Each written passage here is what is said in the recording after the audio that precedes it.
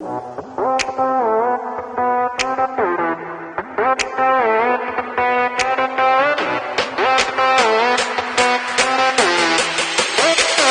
everyone. Welcome to another episode of the White Belt MMA podcast.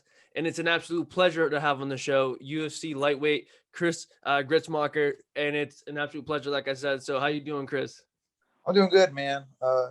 Just living life to my best. Yeah, definitely, man. Yeah, man. So, Chris, this is the first question I always start off with every fighter that I have on here is how'd you get your start in combat sports, right? Some people they have to just go into it because their family does it, and then other people just stumble upon it. So, what's your story to the start of your journey, brother? Well, I kind of came from like I had a special coach, man. In high school, I got to freestyle, I got to Greco.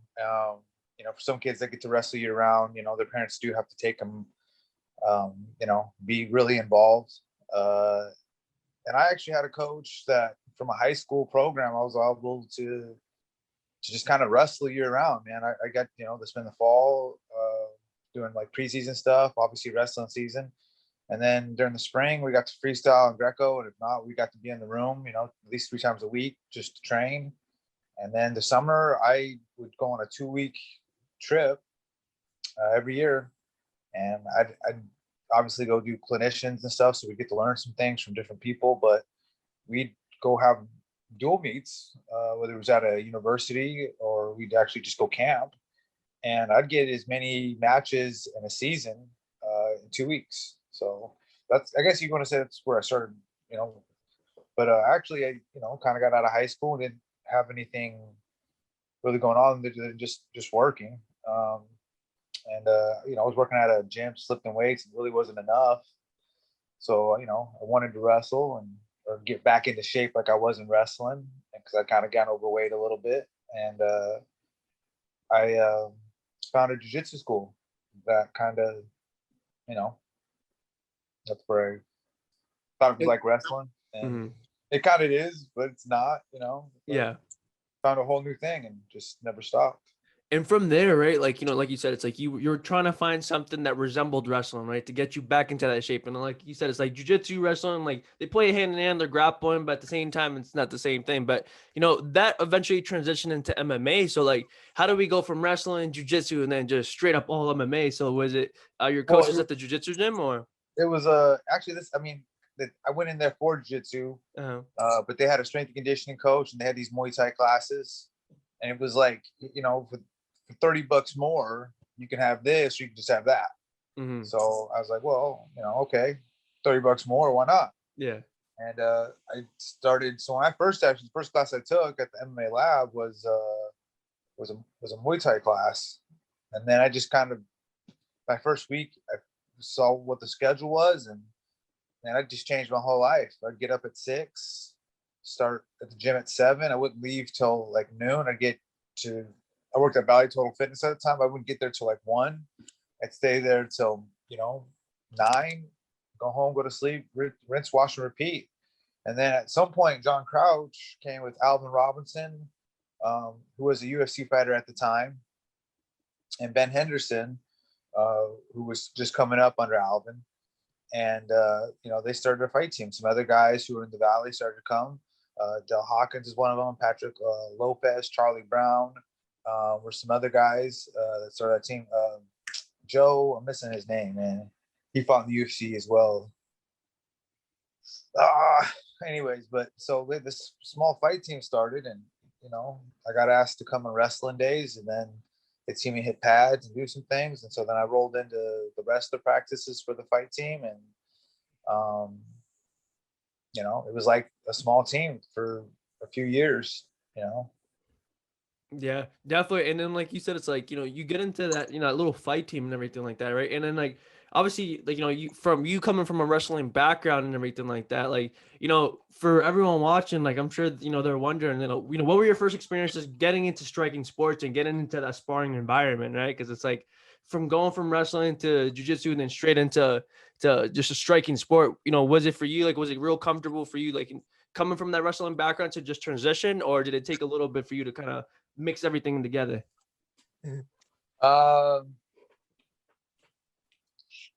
No, man, none of it was easy. I like training, so I would do well, but it's kind of like anytime I thought I was getting better, some new guys would come in, or somebody else would come in, or you know, and just I got beat up a lot, man. I don't think I actually was able to hit anybody with my hands for like 3 years. I don't think I could hit anybody with my hands. I had to grab them, I had to wrestle, and even doing jiu-jitsu on the ground when people are throwing and punching you, and they don't care about the advantage points, or they don't care about the points at all. It was hard, man. And at the time when I started, there wasn't really an amateur scene, so trying to transition from. But this is the thing, man. In some ways, though, I kind of feel like I have a better upbringing, I guess, from this, because I didn't join the lab to become a fighter. Mm-hmm. I never once was like, this is what I'm going to do. I was still kind of in like, all right, I'm working, I'm figuring out life. I like training. I actually took a semester of college to try to go, because that's, sometimes everybody's like, that's what you do. You figure Mm-hmm. out life, you go to college, you figure it out. So I took a semester, and at that point, I kind of put myself in a little bit of debt, like everyone else does when they start going to school. Mm-hmm. And I thought, I don't really want to do that. Like, if I want to do that, that's always there. I can always go put myself in debt for school. This whole training and fighting thing, that may not be forever. Like, how many years could I have a chance to go strive hard at this? Mm-hmm. So after that semester, I made a point that I was gonna put more focus and attention to training. But like I said, I kind of came up a little different. There wasn't a fight team, Mm-hmm. so I had some really good coaches. This guy was just a Muay Thai coach. Mm-hmm. This guy was just a jiu-jitsu coach. This guy was just a strengthening and conditioning coach. Mm-hmm. And I just went in there and I hit pads. I shadowed, I hit pads, I jumped rope, I did different drills on the bags, did different drills on pad work, did different drills for shadowing. And same thing with jiu-jitsu. I didn't actually hit the ground really. I learned an over-under pass, stack pass, and that's the only pass I learned for 9 months. And a lot of the stuff that I did were more judo throws, self-defense stuff. Guy grabs you like this, guy grabs you by the throat, guy, and I practiced a lot more self-defense jiu-jitsu really than sport jiu-jitsu. Or even say like MMA jiu-jitsu, whatever you want to, however you want to define that, whatever terms you want to use to define what you think you're doing. But that's what I practiced. I practiced that for a year before I ever started, kind of getting into wrestling, to then be asked to, do the other fight team practices. Mm-hmm. So, in fact, actually, man, like I actually looked pretty good when I first started out. I just didn't know how to put the pieces together. Yeah. Because I practiced all this technique. So on the pads and on the bag, man, I looked great. Started putting somebody in front of me, and I didn't quite know. And it's not like I couldn't have done it, but I'm not. Sometimes when you're trying to be ugly and mean, it's a lot easier to hurt somebody. It doesn't take that much skill to hurt somebody if you're just intentions in your heart are to be ugly and have some ill will towards somebody. But when you're trying to practice with people and you're trying to perform things and you're not trying to necessarily hurt somebody, you end up thinking a lot. And that doesn't really work well when you're trying to compete, especially in a room with guys who already had a ton of experience, had a ton of fights. And so like, I just was super green, but I didn't quit. So I just kept coming back. And I'd get fights. And to be honest, man, I'd win, but I'd go back and just be like, I feeling like I lost because I practiced. And I somehow, just through the, being nitty and gritty and, no pun intended, but just, I got through it. But I'd go back and look at my fights or think about what I did. I'd get upset because I didn't perform what I practiced. I didn't perform what I was training. So, I'd always go back and be like, this is where I failed. And I just worked really hard on what I thought I needed to improve on. Mm-hmm. And then like, do you feel like definitely like, because of that attitude too, it's like which is why like you probably like start off your career in like such a hot start of like 13-1, because like you said, it's like every fight, even though you got the win, you'll just be like, no, like, you know, there's something here that I have to improve on. And like from there on, it's like each fight there's always something new. Like, would you attest to that, to like your 13-1 start, like coming off the gate hot? Because like other people, like you said, it takes a little bit to kind of put the pieces together in terms of like their pro fights, but for you, you just straight Well, up won to 13-1. it also helps when you have, a hungry Ben Henderson on the upcoming as your training partner. Like, and there was days where it was just me and him, just me. There was nobody else in the room. There wasn't a fight team, so to speak, and there were some other quality guys in there that I got to train with. Patrick Loco Lopez is one of them. He actually several times came back and, after he kind of decided he wasn't going to fight anymore, man, but he was full of knowledge, and he'd come back and hold pads and like teach me stuff, and then, again, I was a roommate with Charlie Brown, and he would, we'd work and talk about stuff. I mean, I just had I for the level I was at, from my experience, I also had a lot of guys who were doing things at a higher level.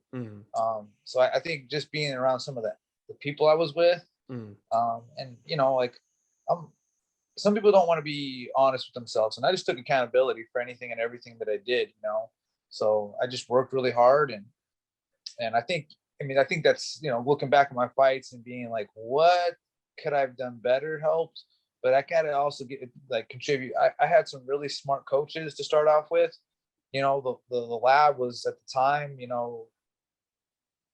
kind of a first major big facility, several rooms with enough space to have tons of people in there. I had Fairtex bags. I had awesome mat space. I had really good coaches that were just free for, especially a beginner, man. Like, I had as much knowledge as I needed about every individual sport. And again, I asked really good questions, man, because I wasn't looking to be a jiu-jitsu world champion. I was looking to be, how do I protect myself? How does this apply to self-defense?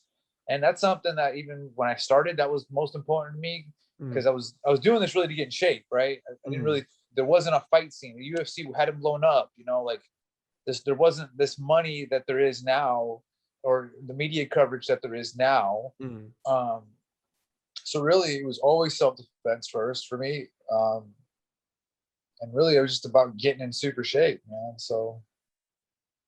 Yeah, that's awesome, brother. And then, like you said, it's like, once you rip off 13-1, you get a call to go to the Ultimate Fighter. So, for everyone watching, and I know for me especially, like, I'm really interested in like how the process of like getting picked to get into the Ultimate Fighter works. So, like, I know there's a fight to get into the house, but what's the process beforehand? Like, do you have to talk to your manager or?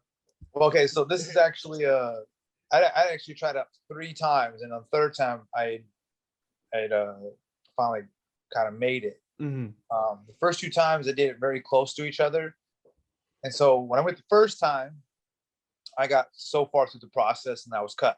I think there's like 3 processes that you got to go through, and if you make it to the final one, then there's another process, but that you have a very slim few people. But the first time I got through like the first and second process, and then they didn't take me any further. And then the third time I got all the way to the end where they ask you for your interview process. And I think they look for different things. Their attitude, it was a little different, And I remember just sitting down in this chair, and I was expecting to have like an interview, like you and I. Asked questions, and we just sat there, and nobody said anything to me. And I said, all right, well, thank you. You have a good day. And I was like, and I walked out being like, I messed up. Yeah. I didn't get that one. So I kind of was like over it. I was like, man, forget this. So a couple of years I didn't even go. And then, there was a bunch of guys from the gym who were like, we're all going. And then slowly but surely, a couple of them kept asking me, bro, you should come with us. Bro, you should come with us. Just, what do you got to lose? What do you, just come with us. This is going to be a trip to Vegas, man.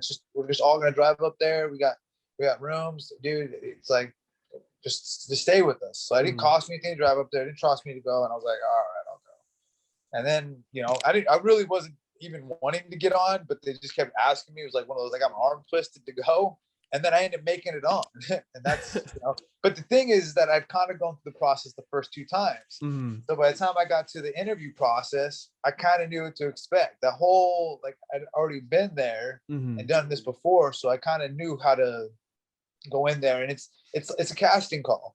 You know, that's basically what it is. It's a casting Mm-hmm. call. And you know, so yeah, I'd been through it. But I guess by the time the third one, I knew what to expect. So I kind of, you know, sort of aced the test, I guess you can say. Yeah, and then like, and you know, when you went for the throw in, and I know, like you said, it's like you didn't want to go, like your friends were, like your teammates were edging you to come on, but like, did you know like who the coaches were gonna be? Because like that's my biggest question sometimes is like, do the contestants sometimes know who the coaches are gonna be No, beforehand or no? no, I didn't know until they announced it. Yeah, because There like, was a there was mhm, a fight. Um, like I was gonna be. Had got, you know, they're contacting you, but they're keeping everything sort of hush. mhm, Um, so they don't let you know anything. They just know, they just kind of let you, they tell you what you need to do, what information you need to fill out, you know, because they mhm. do a background check on you. They, you know, they do some things. And then I think it was, I can't remember what fight it was, but then they announced the next Ultimate Fighter. And so then that's when I found out. Mhm. And then like you get on, and it's like honestly for me as a fan, I feel like it's one of the best, you know, Ultimate Fighter seasons because it's like there's so many like stories, so many like funny moments in the show. But for you, like as someone being a part of the show, you know, is there any funny stories that like you can like tell us that like you remember that like you know you look back to this day and you're like, man, I can't believe you know the stuff that happened in that house. Uh, Let me think here, man. You know, it's this little stuff, I guess, man. Like, I don't think they showed it on the show, but Tom Galicchio like tried to do a stand up. And Uh, I would say, like, I don't know, man, because, you know, sometimes if nobody in the crowd thinks you're funny, right? It's not that your yeah. jokes aren't funny, but nobody was. But he went up there and he just, you know, kind of did his thing. That dude's awesome, man. He's kind of got no fear in that sense. He gets up and he'll just start hitting you with one liners, man. Um, I remember, you know, they again, I don't think they showed it, but some of the European team, you know, they had like this little party, and most of the European team, and I'm not trying to throw anybody to the bus, but everyone, you Yeah. know, I got a girl, I got a, you know, whatever. But a couple of these girls, and they threw some drinks in there, and they, you know, those guys got kind of a little tore up that night. It's funny, we got along, but uh, you know, I honestly, when I watched the show, for the most part, that was I don't there wasn't really like what we saw is kind of how things went. Mhm. So Yeah, because it's like one of those things. Is like that's for me is like one of my biggest questions is especially like watching Ultimate Fighter shows. Like I know they say they have cameras on you guys like 24/7, but like do they really? So like when like you say that you know we saw pretty much everything, it's pretty cool and it's pretty insane to think about that. Like legitimately, you have no room to breathe in terms of being in the house. Like you just walk somewhere and then you just probably have a camera following you. Is that the case, or is just like one of those things no, that's like yeah, it's kind of like that. Like uh, if you don't have like the cameras on you, like there's different shots they have where they've set cameras up around the house. So mm, you don't have like a, you know, a camera and a boom mic guy following mm, you around, but mm, wherever you're at, there's cameras in the house. Is sort of rigged with extra lighting and extra microphones. So like we have to wear a microphone the whole time, mm, and then the house is sort of set up. Dude, those guys that set that show up, man, it's amazing what those guys do, man. The work those mm, guys put in for the show, everybody that behind the scenes stuff, like what mm, it goes to, I guess, put on a TV production, man. Like those guys work. mm, Those mm. guys work. Yeah, no, definitely. And then like, you know, as you keep going on the show, because like, dude, you went through some wars in that season. So it's like, you know, in terms of recovery, because I know it's like fight after fight. Like, you know, how is the recovery like for you, especially being on the season? It's like, you know, because normally like it's you know, you have a fight like in a like a normal session, right? Like you have a fight and then you don't fight for another 3 months. But on the show, it's like you have a fight and then you fight in like a couple of weeks. So for you, like how was the recovery process in terms of like, you know, what would you do to get your body back in shape or just back up to Uh, par? Mhm.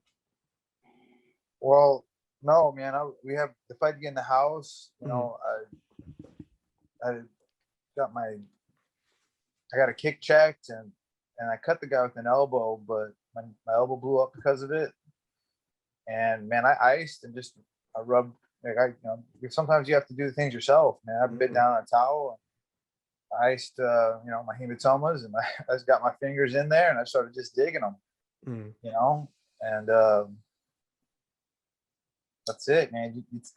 If you're really like a professional athlete, I mean, and you're trying to learn, there's other things that go on, like when you go to get a physical therapy massage, or if you've done any rehab or anything like that. If you're paying attention, you've learned something, man. So while I was in there, I just took it upon myself to do what I needed to do. My knee got checked, so I sat there and I rubbed this knot out on my shin every day. I mean, when my elbow was blown up, iced it, got something, I massaged it out, elevated, iced, compressed. I slept a lot when I needed it. And I think I took one or two practices off. And then, I mean, that's it, really. You kind of don't really have much time to recover. You're kind of beat up. I went into the second fight because I had a quick turnaround. And I went into that, kind of lumped up. My elbow was lumped up. My knee was lumped up. And sometimes you just got to fight.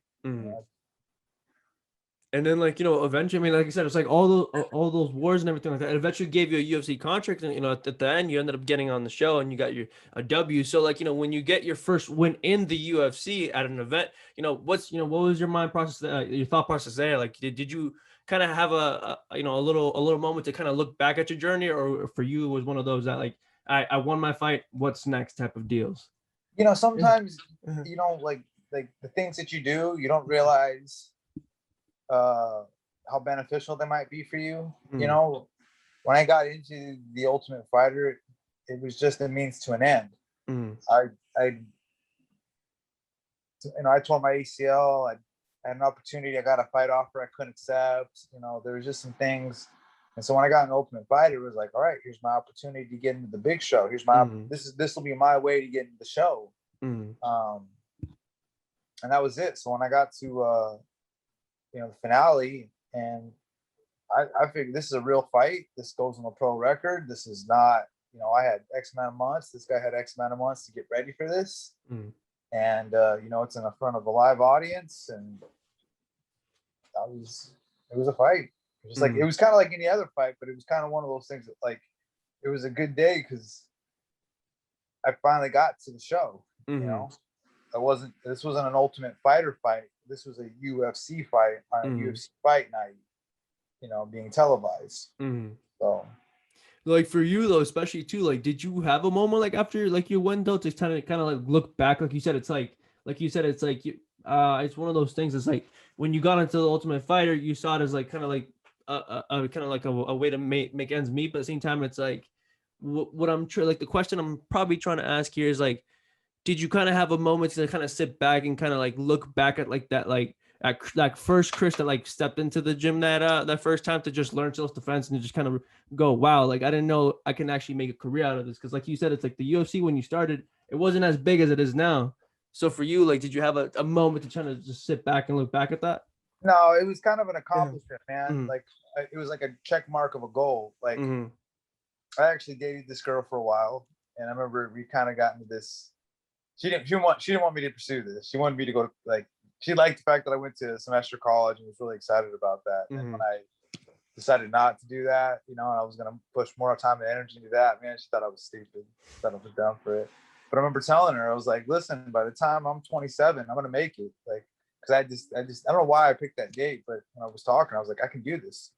By then I've made it. And I did. Like I made it at that time. And I just knew I could do it. I knew, man, I'd already cornered, Ben in UFC championship fights and WC champion fights. I had all these guys who were coming into the gym that were UFC fighters, but or trained in these big shows or fought in these big shows. So I had no doubt I was skilled enough or good enough or tough enough or any of that stuff. It was just I finally got there, because the goal was always to do more. Like once I started kind of figuring things out, like you get an opportunity to have a career, however far that career goes. But like kind of amateur fighting is about fighting, and pro fighting is about money. And like you're gonna put all this time. I can be a martial artist and never fight. There's plenty of people out there who are martial artists and never fight. Mm, Um, and that's what I like doing. I like training. I like that lifestyle, but for sure, fighting is just one of those things that like it was an opportunity to do something special. It's an mm, opportunity to be a professional athlete and to make some money that could change my life. mm, To put me in a place where because you can make some good money now in the UFC. You can do some things. You make a whole in one fight. You could possibly make what somebody makes in a whole year. mm, And so really, man, it wasn't like some surreal moment, kind of, to be honest. It was like mm, I knew I could do this, and I finally got there. mm, I didn't get there kind of like exactly when I wanted to, mm, even though I sort of said it, because there was these opportunities where I could have got in sooner, mm. but I just felt like that was just getting delayed, but my time was coming. Yeah, that's awesome, brother. And fast forward to now, man, 2021. What are your goals for this year, man? So it's like, do you have anything planned, or is it one of those things that's kind of, wait and see how it goes? No, I got to fight July 31st. It's been rough, man. After the Mm, Joe Lozon fight, I tore my knee twice. I had a really mm, bad meniscus tear where I couldn't keep my leg underneath me. And then I got that healed up, and then the holidays kind of hit, so things kind mm, of slowed down during the holidays. And I had two fights I had to pull out of.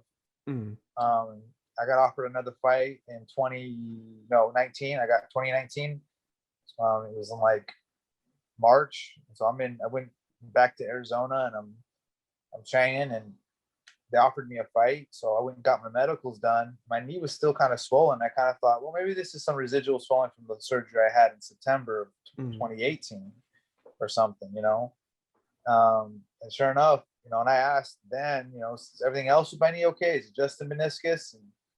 And so the MRI says everything's healthy and intact.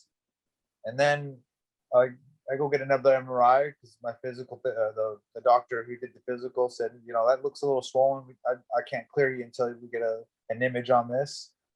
And when it came back, you basically told me I was missing my ACL, and I really don't know how that happened. mm, Because when that would have been my second ACL surgery. I had another one on my other knee, and when it went, it was excruciating and it was painful, and everyone heard it. mm, This one, it never hurt. I never heard it pop. There was not an incident where I went, oh, I did something bad, mm, And so it just started swelling up one day, and that was it. mm. Man, so now, like you said, to your fight on July 31st, man. So you're pumped. So like after, like I said, it's like I don't want to see like you're looking forward or anything. I mean, looking past anyone or anything like that. But like for 2021, do you plan on having a couple more fights after July 31st, or do you kind of just want to have I'm this hoping, fight and see? Uh-huh. well, I'm looking to make 2 wins this year. Yeah. Well, I was kind of telling like that little tangent, but I had a fight on October 31st, man, and between having to recover from an ACL, I traveled through 3 different states to try to get healthy. I had to sell. Man, I've done this before, but like it's like one of those like, man, I'm reliving a moment again. Like Yeah. I had a PlayStation, I had a pawn, I had like I had some people who were giving me some discounts on some things, like rent. I had a friend loan me a car so I could get around. Like it was rough, man. Mm, And then COVID happened. As soon as I was like okay, I'm cleared to fight. COVID mm, happens. All the yeah. gyms shut down. I'm in a town and I'm in Vegas, and I don't Mm, really have a reason to be in Vegas. So I head to Arizona. I stay there for a couple weeks. I come out to North Carolina. I start training and working out here, and man, just some things don't fall together, man. Like lesson be learned, like you can force some things in life, but if it ain't meant to be, you should just be patient and wait till mm, it's your time, man. And I took a fight that I probably shouldn't have taken, but you know, sometimes you need a paycheck, man. mm, And I guess the blessing though is that I got some money in my pocket, and I came back to North Carolina and I had some work. So I've been working and kind of living off of that, and I hadn't really you know dug into what I made, and so I just been chipping away, man. I'm mm, just staying steady. Kind of almost really didn't, because Fighting's hard, man. It takes a lot of support. Yeah. It's an individual performance, but it's definitely a team sport. You need a team, and so right now, for some reason, first of all, you got to thank the good Lord upstairs, man. I think it's all him, but I got a team. I got a team that I didn't have. I got some people who are working with me. I got a ground guy. I got a strength conditioning guy. I got a stand-up guy, and they're about me right now. This is like the first time in my whole life too that I got some people where I'm the center of attention. And so, man, I'm working hard for this 31st. I'm in shape. Feeling good. And I'm really hoping to have 2 fights this year, at least, just minimum 2 fights this year. And then kind of after 2 fights this year, regroup for, 2022, man. That's awesome, brother. And I'm definitely gonna be looking forward to your fights, brother. So, like I said at the beginning, man, I really appreciate you giving me the time of day. And right before we go, do you want to plug in your social media so everyone watching can go and follow you, brother? Oh man, Soda Pop Fuzz, and on Instagram. That's really the only handle I really use. You can find me on Twitter as well at the same handle, but probably I don't use that one as much. Yeah. But Instagram for sure. You DM me or whatever, man. I'll get back at you. And then you can always find my fan page on Facebook. Just Chris Grutzemacher. And yeah, that's awesome, brother. So again, everyone watching, make sure to watch Chris on July 31st. And Chris, once again, thank you. And to everyone watching, peace.